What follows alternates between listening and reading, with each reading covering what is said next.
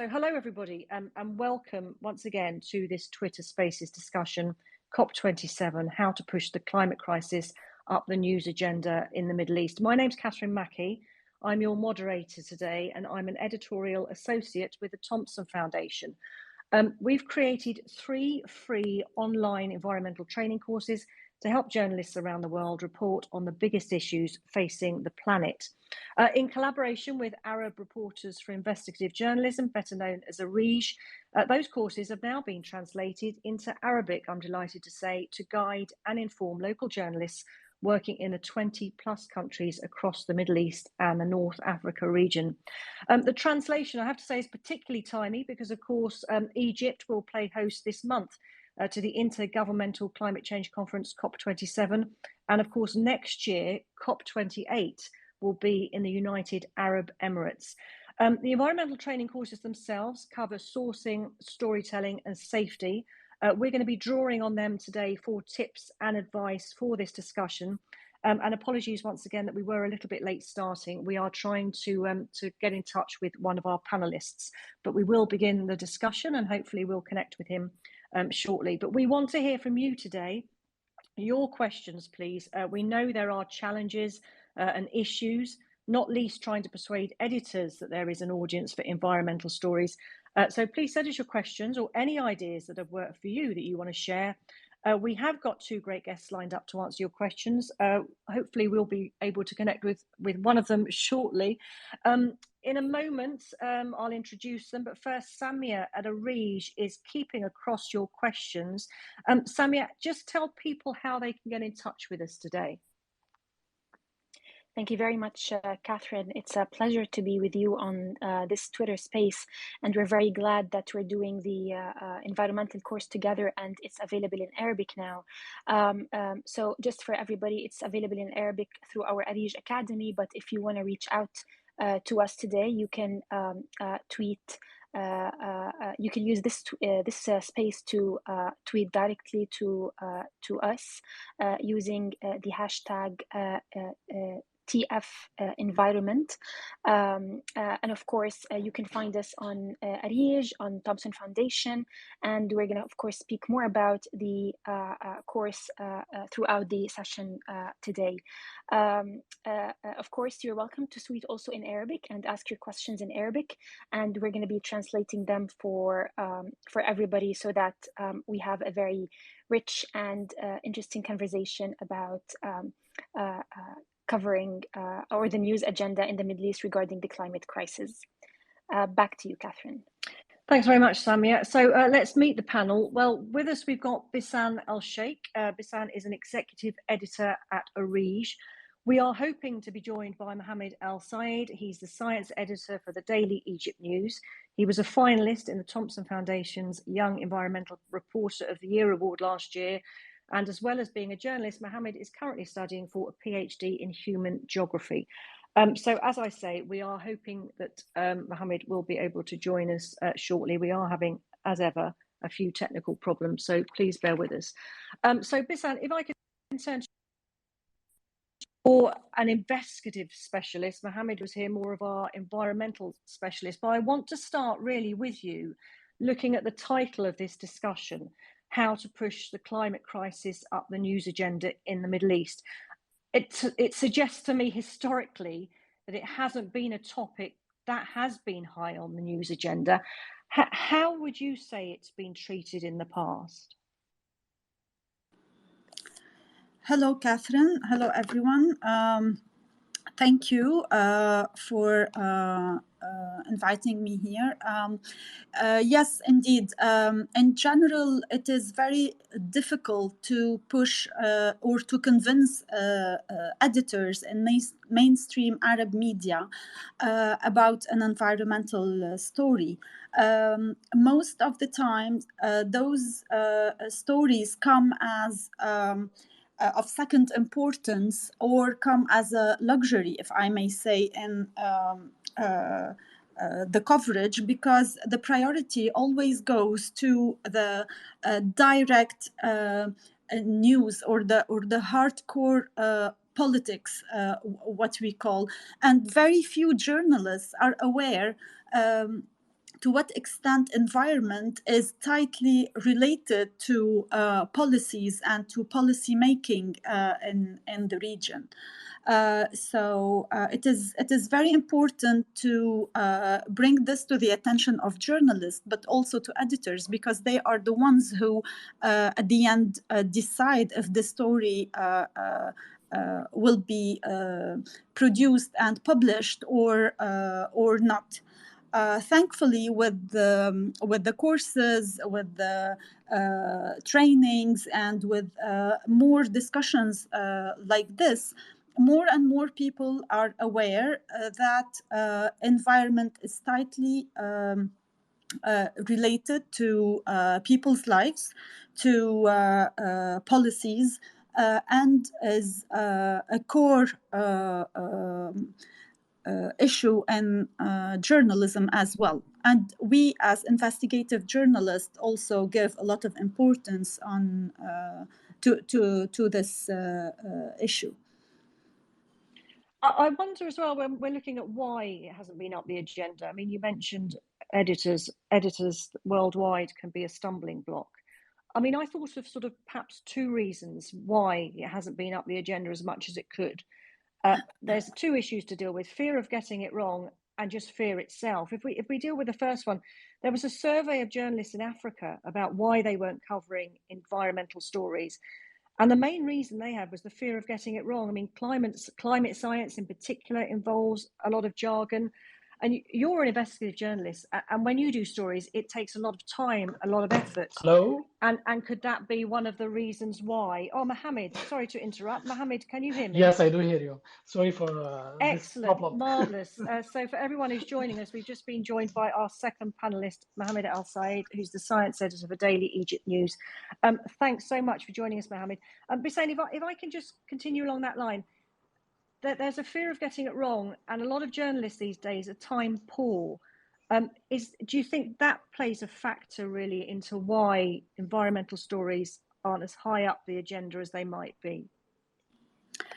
Well, first I have to say that this is a region that is plagued by wars.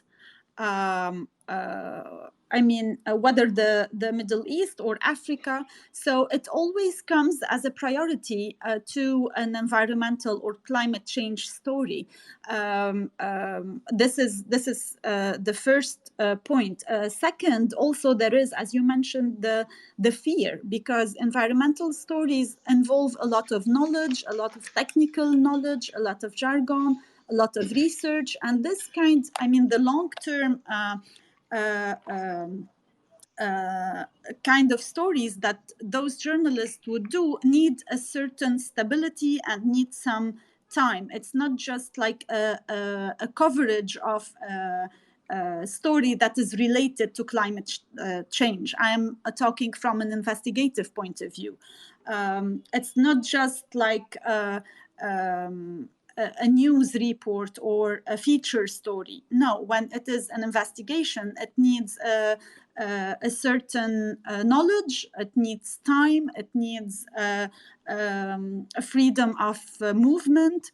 And when you have, I mean, now we are starting to focus more on those stories. We are publishing some of those stories, but also, if I want to think in retrospective, it has been difficult in the past years, mainly also not because of lack of knowledge, but mainly because, I mean, we had wars, and I think that this came as a top priority for editors in most of the countries. I wouldn't say all of them, of course.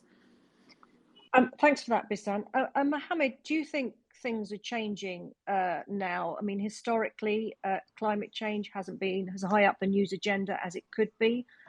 I wonder if now it's because it's no longer an abstract concept. You know, people are facing intense, prolonged heat. They're facing things like water shortages, so it's affecting ordinary people. Is it becoming a reality now that newsrooms can't ignore? I think, yes, I agree with you. The situation has changed. Climate change and environmental news are now making the headlines of Egypt. I'm talking about the Egyptian media, making the headlines in the Egyptian media. Most of the Egyptian journalists now, environmental science journalists, business journalists, even sports journalists are now writing about climate change in a way or another. So situation is changing. We have now, if I could mention the specialists in climate journalism or environmental journalism, I would say, in my mind now, about 15 journalists. So we're getting more. That's interesting what you just said about sports journalists now covering these stories, because environment stories, we'll go on to talk about this a bit more. Yeah. Because environment stories do touch now on every beat in the newsroom, from the sports desk covering like dried out cricket pitches or flooded soccer pitches, to fashion writers looking at sustainable clothing. So we'll talk about that a bit more in a minute. And before we look at ways to push it up the agenda, I just want to touch on one final thing about why maybe it's not as high up on the agenda. We mentioned fear of getting it wrong, and I mentioned fear itself, because environmental journalism is a dangerous subject. Environmental activists and journalists have been killed in recent years. They've come up against politics, big business, and corruption. As an investigative journalist, Bissane, if I can turn to you, is that something you recognise? You know, reporters and editors being wary about covering a subject. I mean, in this case, it's the environment, but it could be any subject, for those reasons. Of course, we are aware of this, and I mean, in investigations, what we do for any story is that we balance the risks and the dangers that come up with the story. And for environmental stories, the risks are big, because most of the times, if you want to cover a story about oil spills, for example, or any wrongdoing, you're actually directly talking about people in power, about and this puts the journalist in a very tricky situation, because from one side they have to have all the knowledge and do all the reporting, and from the other side it is just very dangerous. So this is also another thing to take into consideration. I would also like to mention that up until very recently, climate change stories and environmental stories in general were highly technical. They were not made to be like a nice read for the audience.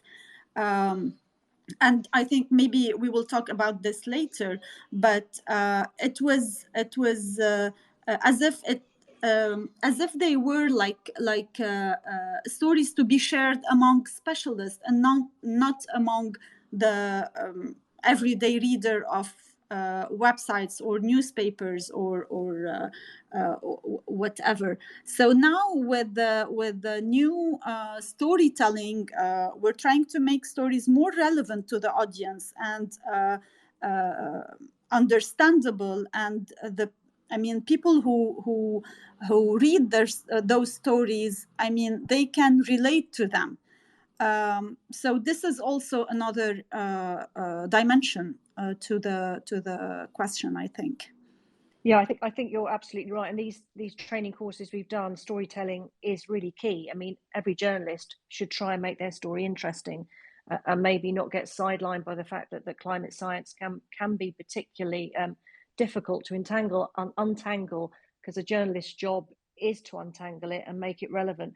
We'll come on to this now, I think, because let's look at ways local journalists can try and push the climate crisis up the news agenda. I think particularly post COP27, because of course it will be wall-to-wall coverage during the event itself. And the ideas we're going to talk about now are expanded on in the training course. But I want to start, I guess, at the very beginning. The key is getting editors interested in this story, isn't it? How do you pitch a story? Mohammed, in the past, in the days before you were a science editor, how difficult did you find it to get an environmental story commissioned? Mohammed, can you hear me? Yes, I do. It depends on the platform you are directing your pitch. If you are, for example, pitching to an international outlet, they have their own requirements. If you are pitching to a local or a regional platform, they have also their requirements. But in general, I believe that the good pitch for an environmental story should be based on real science facts and highlights a humanitarian angle. And also, I should know the readers of the platform. I should know the audience of this platform, so it should fit to the target audience of the platform. I also believe that if I'm pitching, I should list good reasons for why the magazine's readers should care about this story. Uh, I mentioned the humanitarian angle, why my idea is important. Why should you consider my pitch? It works many times. Of course, I got some rejections several times. Haven't we all, I guess? So if I break it down then, so it's your advice is know your platform, base your story in science facts and give them a humanitarian angle. So get some human faces in there. Yeah. Know your audience and list reasons why people should care. And all of these points are in our courses, and I'm going to unpick those now. And if we can, I'm going to ask you one question about pitching, Bissane, and then we'll go really through that list, I think, and try and see how we can get more stories up the agenda. Because you've seen it from a reporter's point of view, Bissane, and now as someone who trains journalists, what do you think editors are looking for when a journalist pitches an investigative story? For us, it is very important to have a new angle. We don't really consider, no matter how the pitch or to what extent the pitch is good, if it doesn't have something new to uncover, for us, it is not investigative enough. So there is the investigative angle. What are you uncovering? And who are you holding responsible? This is also the second point. Like, we need to have a clear name or party or someone to be held responsible for this wrongdoing. Because in our methodology, at the end of the investigation, we have to have this confrontation. We have to take all the documentation and all the files and go to the person or persons who did this wrongdoing or were benefiting from it, and tell them, this is what you did, this is how it affected people, and we have to know your response. So it is not enough for us to have someone like scanning an area or just telling us what's going on there. No, we have to have a clear investigative angle with something new and with the harm that is done. Like, we need to know how many people are being endangered or harmed in this process. So be thorough, I guess, is what you're saying. Don't just tell people what's happening, but maybe ask the question why something's happening, and that exactly. will get you that investigative angle. And who is behind it. And who is behind it, absolutely. Just a reminder to everyone listening, please, we've got two great panelists here. Please send us your questions at Tom Found, THOM Found, and at ARIJ Network. We've got someone standing by just to take your questions now. Let's continue with some of the points both of you have raised about how journalists, local journalists in particular, can try to push the climate crisis up the news agenda in the Middle East. It sounds kind of obvious, really, but you need to make your stories interesting is one of the things I think you both have said. Let's look at some of these issues around storytelling. You mentioned, making your stories relatable, having great case studies, humanizing the global issues. Mohammed, I wonder if you could take a couple of moments just to talk us through a story I read of yours. Egypt turns to science to mitigate the water crisis, because we talk in the courses about making these great big issues relatable at a local level and humanizing them. And you had a case study in yours, so just tell us what you did with that story. Okay, Egypt turns to science to mitigate water crisis. I think this is a story I was a finalist for your our environmental hour. Yes, you were. Yeah. The idea behind this story was that my country, Egypt, is facing a water crisis. We have a political problem with upstream countries about the water share. So most of the coverage about this topic in Egypt is about how will we end the conflict? How will we manage the conflict? Shall we go for wars? Shall we destroy the dam? Shall we? So the idea was, is there a scientific solution to our crisis that we can turn to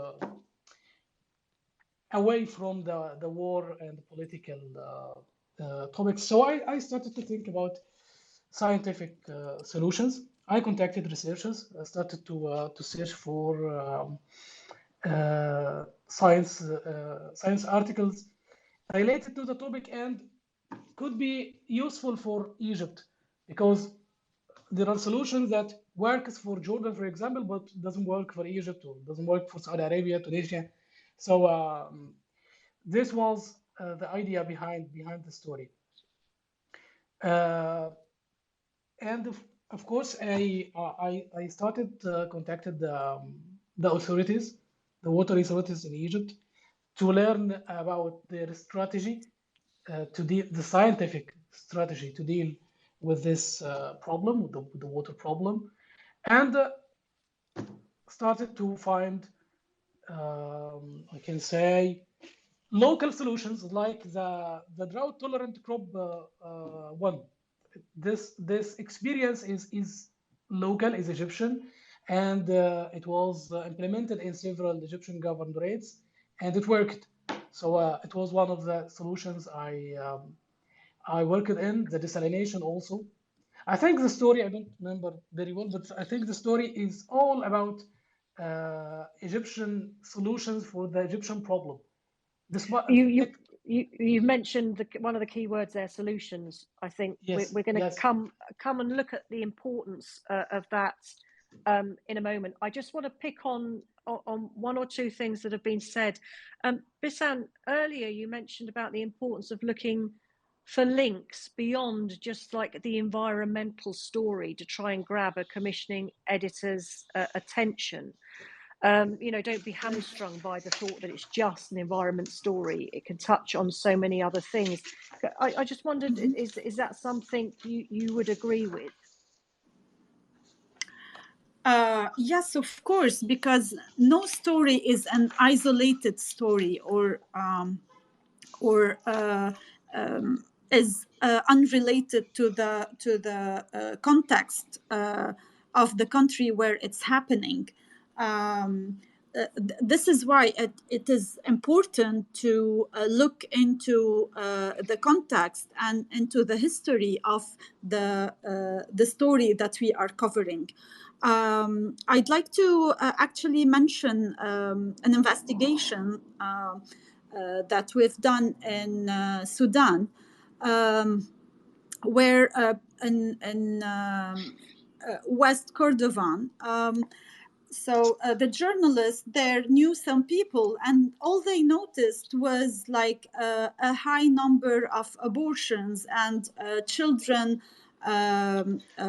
newborn children with health problems. And the investigation later on showed that it was the oil implants that are working in that area since the 90s are the main reason. And then she digged further and she found out that back then in the 90s, the contracts were given to Chinese companies who did not actually care about the local population. And the contracts were given without any transparent or clear process. So this is how one thing led to the other, and the problem that we see now goes back to the 90s. This is like an example of what I just mentioned about the investigative aspect of the stories and the context that the journalists should also work on. Yeah, I think that's key, isn't it? It's that simple fact of asking why something's happening immediately makes your story interesting. And what we said earlier about environment touching on every beat in the newsroom, I'll just give you one example actually that we cite in the course itself. It's from The Guardian, and it came after a 2019 poll in the UK which suggested that men were more likely than women to be sceptical about climate change and less likely to engage with climate stories. So the Guardian media, they came up with a really clever way to make that interesting and engage with that male audience, because they came up with a podcast about how football clubs in the UK have been hit by repeated extreme flooding, threatening the survival of grounds such as Chelsea and West Ham, so big names. And in this instance, climate change was made personal to football fans. So I think all those things you've mentioned, particularly asking why something is happening, no matter what story it is you're covering, whether it's air pollution story or sustainable clothing, just simply asking why something's happening can lift the lid sometimes and expose more people to talk to and more avenues to go down for your investigation. But if we move now to, again, another area that both of you have mentioned, we'll expand a bit on it now, and it's about audiences. Because when I started off in journalism, like over 30 years ago, we didn't really think about our audiences. We just told them what was happening, and that was that. Now, in a world of social media, there's a lot more interaction, and the audiences are letting us know all the time what they think, what they want to read, and what their opinion is. So in a world now where people have so much choice in where they get their news and what news they want to read, I wonder how important you think it is to know your audience, to have done the basics when you pitch a story, and know the demographic of the outlet's audience. I mean, what do you think about that, Mohammed? Is that something you do? Yeah, of course, I care a lot. I care a lot about the audience. I'm working for the Daily News Egypt, which is a local newspaper, and a local Egyptian newspaper in English. We publish in English. So for example, my audience, the Daily News Egypt's audience is different from the El-Masri Al-Yawm, for example, the audience of El-Masri Al-Yawm and other Egyptian local, but in Arabic newspaper. So I should consider my audience. If I published stories in the US, the AGU US, they do write about earth sciences and geography, geology, hydrology, something like that. They have their audience, and their audience is not the regular people. For example, they rely on experts and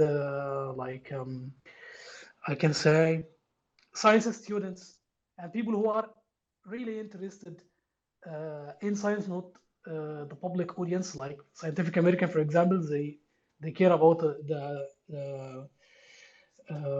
public audience. The story for my pitch to Scientific American is not the same to EOS. And how I do write my story for Scientific American is not how I do my story to US, and of course for the Daily News Egypt, because the audience is different. Okay, that's really interesting that you say that. yeah. So you change your style of writing, do you, or do you change the people you talk to? What do you change? Every magazine has its style. If you can now check the Science magazine,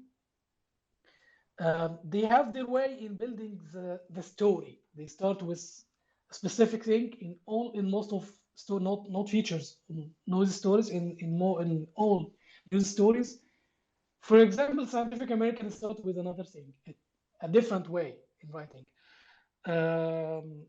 and also there is a different language. For the Daily News Egypt, I do write in English. For Scientific American, the Arabic edition, I do write in Arabic. So there is a different style, but a different language. If I do write for the kids, I wrote for popular science.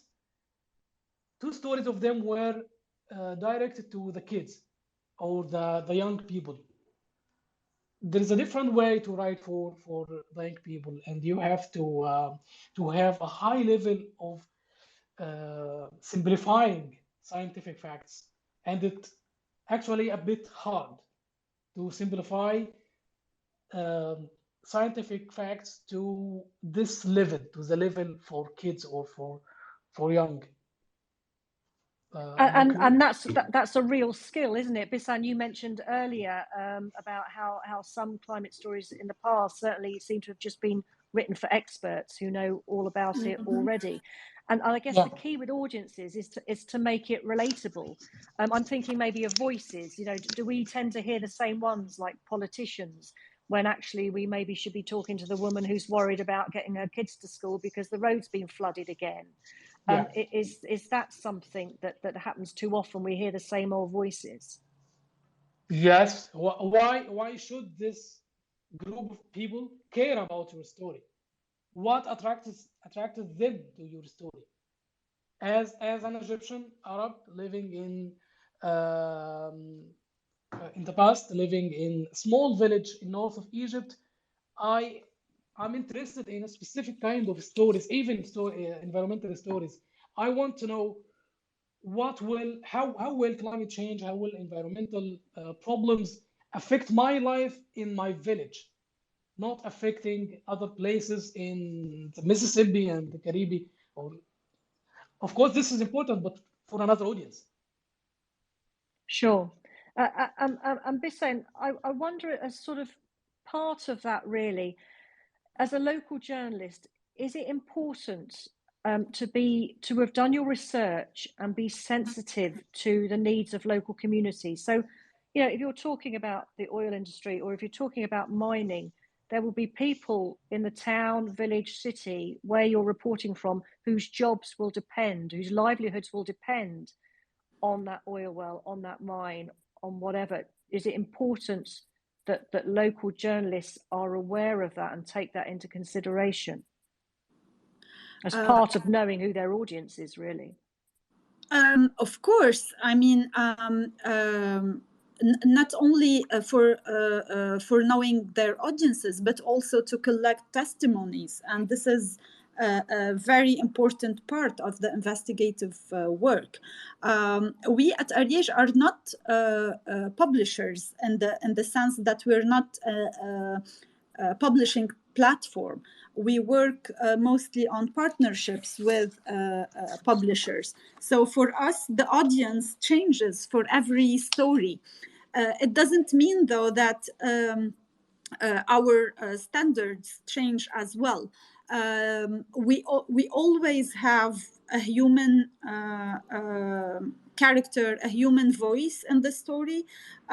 We want to have testimonies as much as we can, even if it was just out of documentation.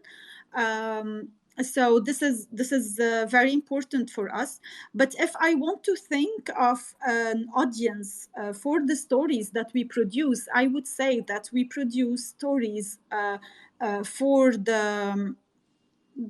the Arab citizen of this part of the world, but also it goes through the ladder up to the policymakers, the experts as well, because those people should be one way or another included in our stories as a matter of investigative style, if I wouldn't say. The problem is with the storytelling, because of the tons of research that journalists do and the time that they spend on their stories, they become sometimes more of a researcher than a storyteller. So this come when the final edits come. We look with the publishers what would suit their audience best, and when we have international publishers with foreign languages, whether French or English or sometimes German, we also work tightly with the publishers, with the editor there, to make the story relevant to their audience as well. One last thing I wanted to touch on with audiences is the need for being open and transparent. I think one thing, certainly while I've been a journalist, that's been sadly very obvious over the last 30 years is how trust in the media has diminished. And that may well be another reason why these stories don't get higher up the agenda. And in a world where false information is rampant online, an editor might ask you when you're pitching your story, particularly if it's an investigative piece, are you sure it's true? I just wonder, how important is it, do you think? So Mohammed, how important is it, do you think, to tell your audiences where you get your information from, to be open with them about what you're presenting to them? I don't think I understand. I fully understand the question. I believe I should mention the sources. It's like naming your sources and yes, things like that. Naming my sources according to yes. a paper published in somewhere, according to a report, according to an analysis for some samples I picked from the water. You mean that? Of course, if you mean this, of course yes, I should I do think this. so. Yeah, But if I have like it's an being insider, open and transparent. So yes, if I have an insider, for yes. example, or a hidden source, I could put him in trouble or cause severe harm to him or her. I will never mention his name. Absolutely, I don't think anyone would expect you to. I think it's completely different. I think it's just being sort of transparent with that you're presenting both sides of an argument, maybe being transparent where your sources are coming from and what their angle is on it. And if you have a vested interest in a story, I guess, sort of making sure your audience knows that. Is that something you think about, Bissane? Yes. Should reporters be more open and transparent and get that level of trust back up again with audiences? Of course. I mean, this is the basic rule in journalism, like mention your sources. So unless, of course, the source doesn't want to be mentioned, then you have to double check the information from another source. And I mean, yeah, of course. Okay, great. We've got a question here. I think this gentleman actually wants to speak. His name's Hamad. I don't know what the question is. Hamad, if you can go ahead, ask your question, please. No, I don't think we've got Hamad, but I have got another question. Again, it's about audiences. How can I grow my audience when I produce environmental stories? Is from a question from Rabab. People aren't aware about climate change effects. Are people fairly ignorant, do you think, about the effects of climate change? So Mohammed, and how would you, what tips might you give to Rabab about how to grow his audience when he's looking to produce environmental stories? I'm assuming it's a lot of the things we've already spoken about including voices and things like that. Yeah, I think Rabab is a she. Oh, I'm terribly sorry. Yeah.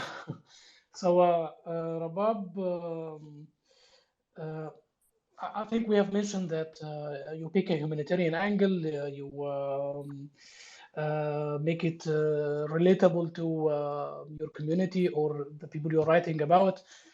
Um, uh, Yeah, I know. I think yes, you're right. I think that growing the audience is not it's not my work. It's like it needs an engagement editor, not a writer, in my opinion. I'm not perfect in that. I'm sorry.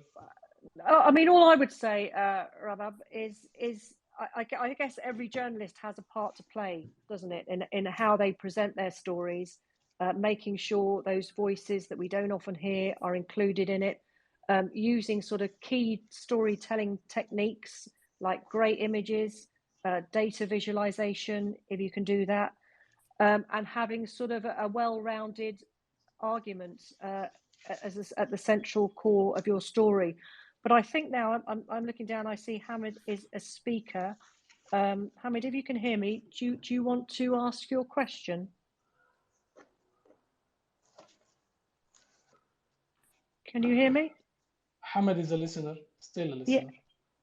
Yeah. Okay, I got him here as a speaker, but never mind.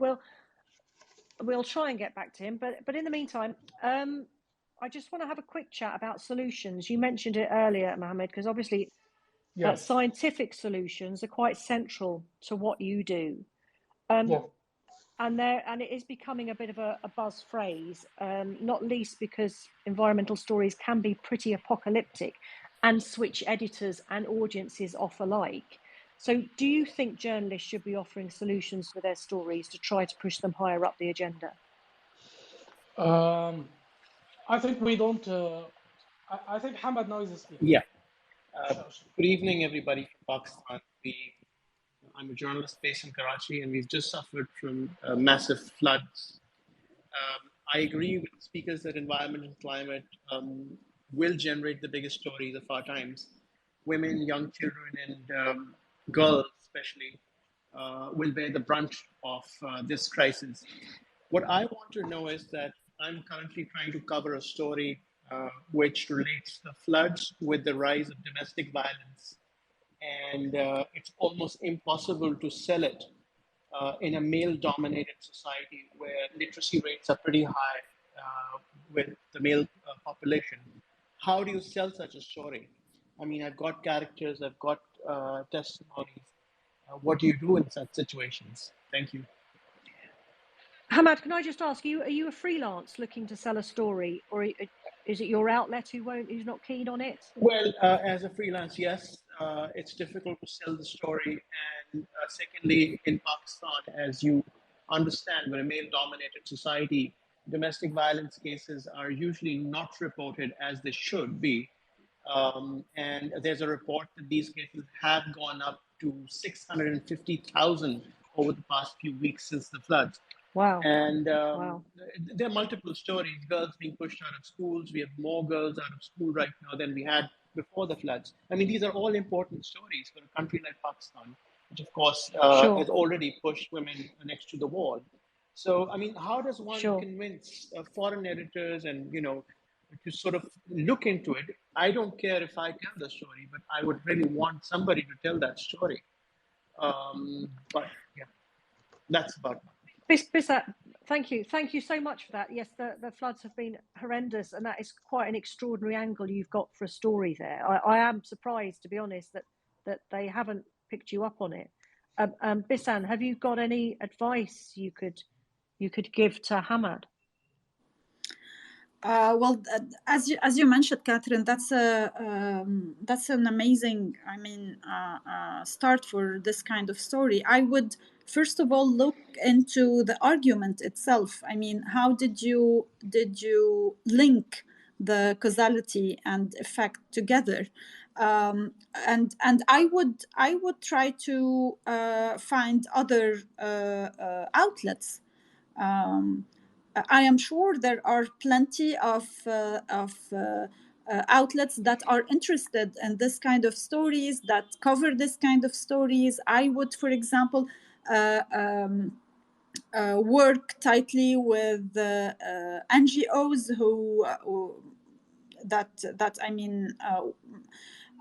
work on violence against women, and try to find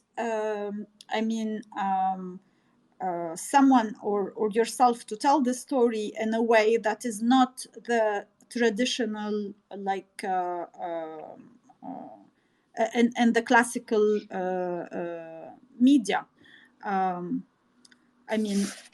I couldn't think of other ways, to promote such a story, if not for your direct,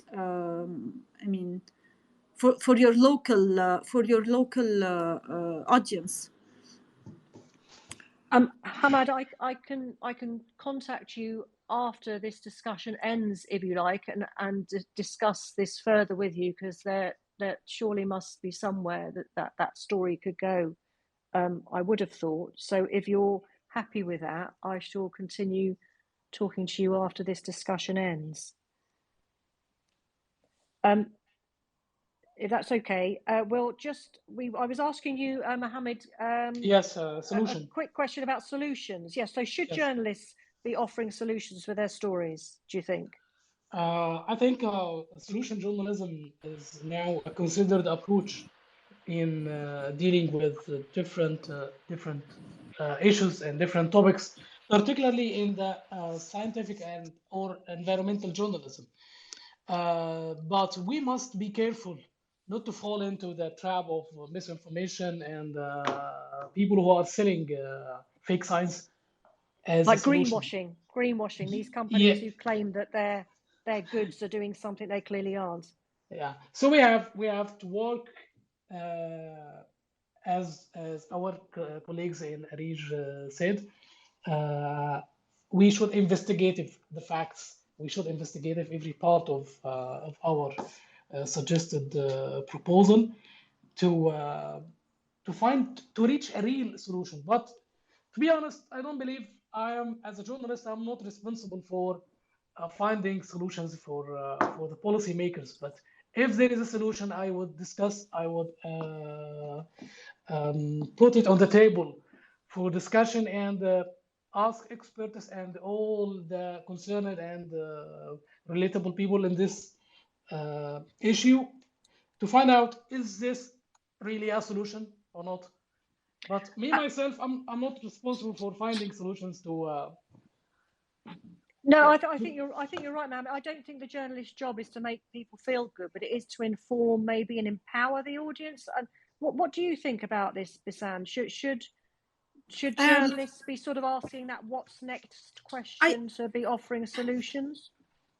I wouldn't go as far as saying that it is part of the journalist work to provide solutions, but I also think that and within our mission to engage audience, it is also, especially in environmental issues, it is also our duty somehow to tell them that there is something they can do and not leave them totally helpless, especially because with, like, let's say now the example of the floods.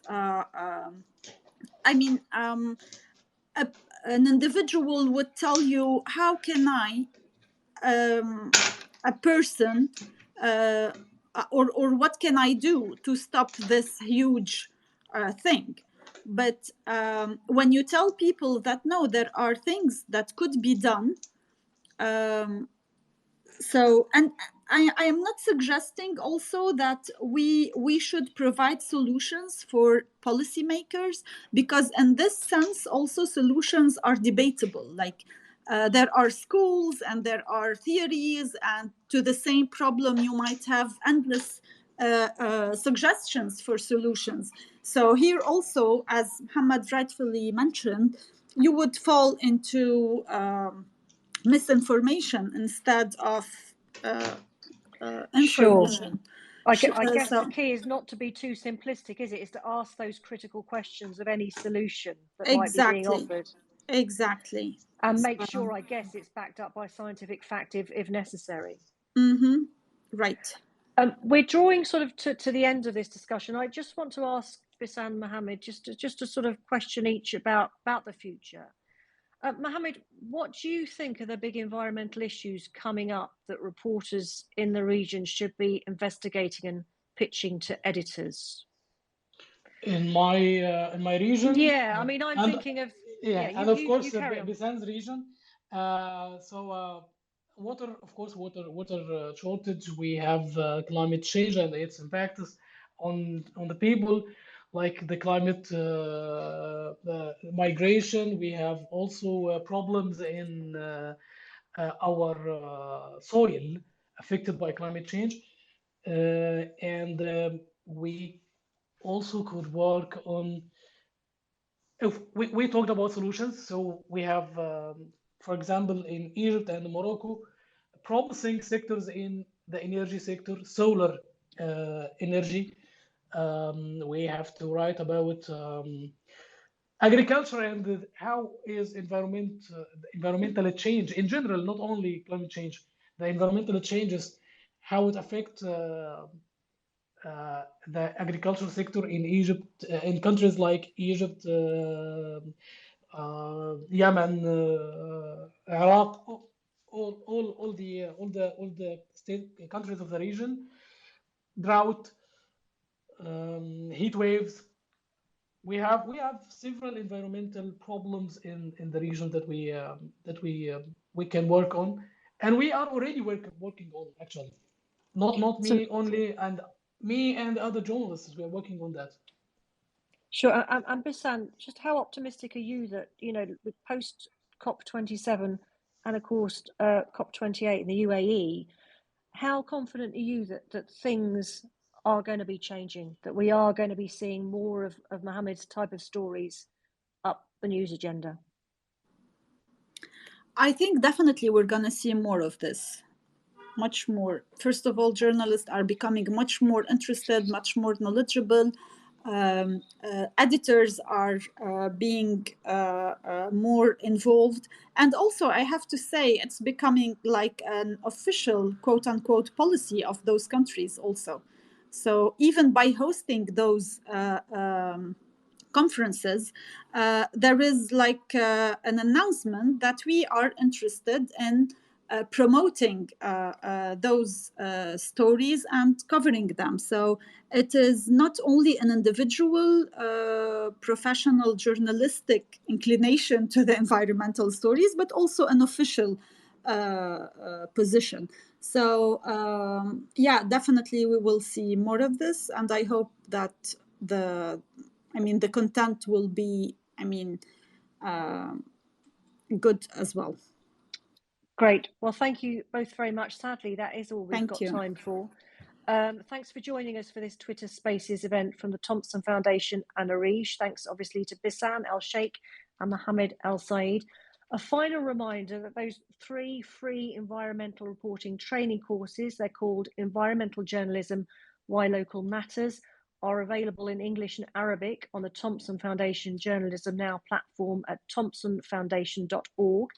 And Samia from ARIJ, can you tell us, Samia, how to access the courses via your platform, please? Sure. So to access the course in Arabic, you can go to arijacademy.net, and you'll find them under the list of the courses that are available in that list. So I'm just going to say that in Arabic so that you find your way through the academy. داخل أكاديمية أريج يمكنكم الدخول إلى مساق الثقافة البيئية بأجزائه الثلاثة تحت الخاص بالمساقات المتاحة دائما. وطبعا إذا كان هناك عندكم أي سؤال بإمكانكم التواصل معنا مباشرة عبر منصات التواصل الاجتماعي وعبر الإيميل info@arij.net. Thank you very much, Catherine. Thanks, Samia. I had trouble hearing you then, but I hope everybody else managed to hear you. Once again, thanks to all for joining us, and good luck with the reporting during COP27. Bye-bye.